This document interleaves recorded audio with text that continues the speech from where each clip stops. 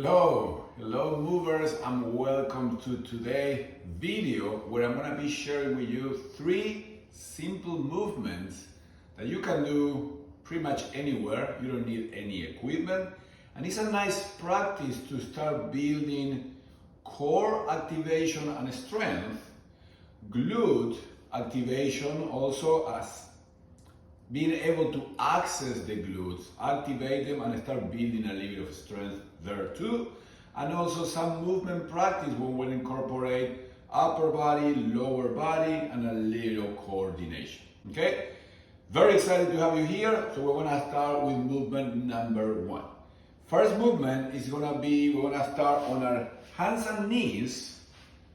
Hands and knees, trying to have the hands under the shoulders, hips, or knees under the hips. I'm going to try to find a neutral spine. Now from this position, what we want to focus on this movement is see if we can start our core or get the core to turn on and then off. Okay? You can do it as a test. Then if it's not happening on its own, I'm going to tell you what to do so we can start recovering that automatic response of the core to turn on when we need. So hands and knees, we're gonna tuck the toes under. Now from here, I'm gonna push from hands and my toes on the ball of the feet. I'm gonna try to keep the spine neutral. Okay, so sometimes when we do this, we tend to round. Try to avoid that.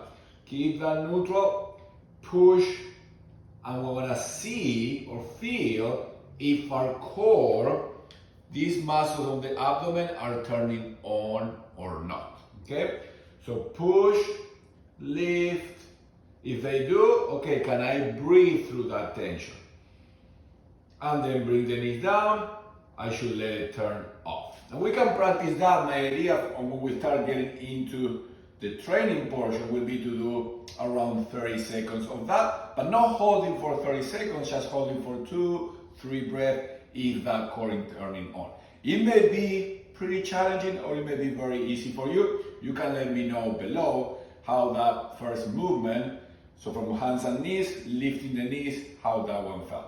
Okay? If for some reason the core is not turning on, which is possible, and I see that often, then you're gonna think of keeping the spine neutral and you're gonna force it, I like to call it manually, turn the core on. So you're gonna bring the belly button up toward the spine before lifting, and see if that way I manually turn it on.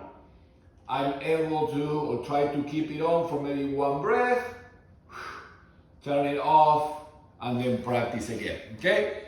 Do not forget that it's very common as we age and we move and that we start losing that core connection. That is a nice drill that I use with a lot of my clients to start helping them build or reconnect those muscles back into their systems. Number 2, the second movement, if you have been here with me for a while or you have subscribed already to the channel, if you haven't done it yet, maybe it's a good time to do it now. Give it a like, subscribe, so then you get to see all my videos. So the second one, we're going to start in that hands and knee position. But now here I'm going to bring the hands slightly in front of the shoulders. I'm going to tuck the toes and I'm going to set up what we call the bear. Okay, I'm going to try to bring the head in between the arms. I'm going to shrug the shoulders. I'm going to keep the knees bent, okay, slightly bent. And I'm going to think of my butt up. So this is the bear position. Then if you have enough flexible hands where you can bring and calves, the heels a little bit down, but keep slightly bent at the knees. And from here, we're going to do a few steps forward and then a few steps back. Okay? Keep it simple. Don't think so much about it. But yes, we're going to be moving in a counterlateral fashion. So left hand, right leg. Okay? This is the one that I like to start reconnecting lower body, upper body. It serves also to work on this range of motion and start loading, putting some weight into the shoulders, upper body, and of course the core also is going to work a little bit. All right? So that's the second movement. Now for the third one, we're gonna start in this kneeling position, okay? I'm kneeling on the ground.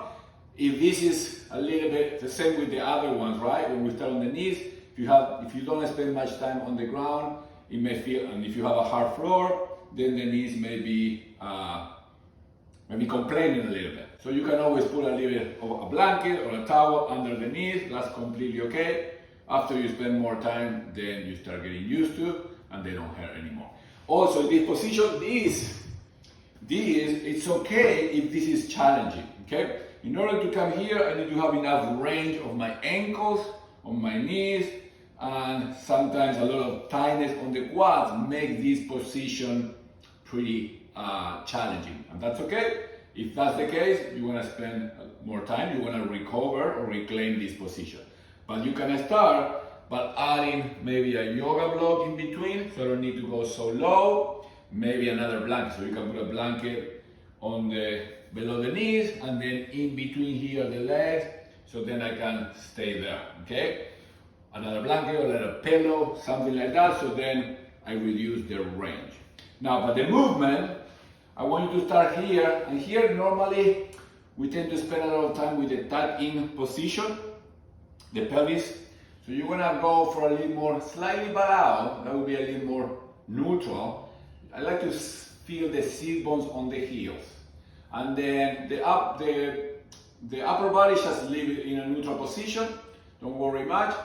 Keep the chin in line, right, so the ears are in line with the shoulders, and then I'm gonna slightly hinge, okay? What I see sometimes when I ask my students to hinge, sometimes what I see is this, okay? Leading with the head and rounding the back. Just practice this, keeping everything aligned, and just a tiny hinge from the hips. Then, from here, the next part of the movement is to slightly hinge, then I'm gonna push my legs into the ground so I can extend the hips and come to this tall kneeling position. Here you're gonna try to keep the rib cage on top of pelvis, so there's a little core activation and a little bit of glute activation. Doesn't need to be crazy. Something that I see often is people coming here, right? Bringing the hips in front of the knees. Try to knees, hips, shoulder, ears. Now from here, what I want you is to go back to that hinge position. Here you're gonna feel, this is the one that I want you to start connecting with the glutes. They're gonna be lengthening, then you're gonna push to extend the hips.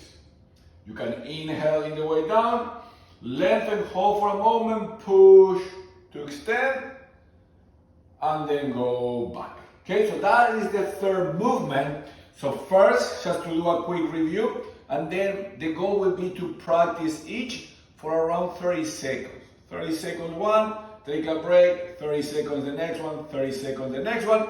If it feels good and you have time, maybe repeat one or two more times. That would be my recommendation. Let me know if you do them. Let me know if you have any questions.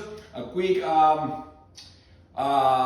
review before we go. So the first one was starting on hands and knees, tucking the toes, keeping a neutral spine, lifting, engaging the core, hold for 1 or 2 breaths, turn it off, okay? Making sure that it goes on and off. If not, I go manually turn it on.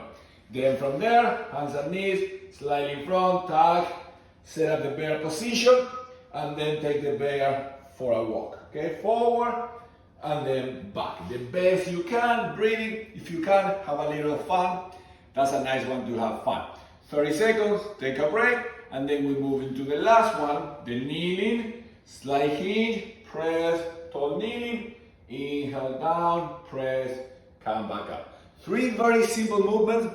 You can do them anywhere, no equipment. You can go to a park, find some grass, bring a mat, bring a towel, practice there. It's a very simple drills or movement routine, but it's gonna really help. It's good for beginners, for some athletes or people that do movement. It's also good too to recheck and see how things are going. Core activation, yes. A little bit of coordination, yes. Glute activation, connecting glutes, core, and being able to hinge those hips independently of that movement of the spine. Okay? I hope you enjoyed this one. Let me know if you have any questions, any comments. You probably know where to find me. Thank you and have a great day.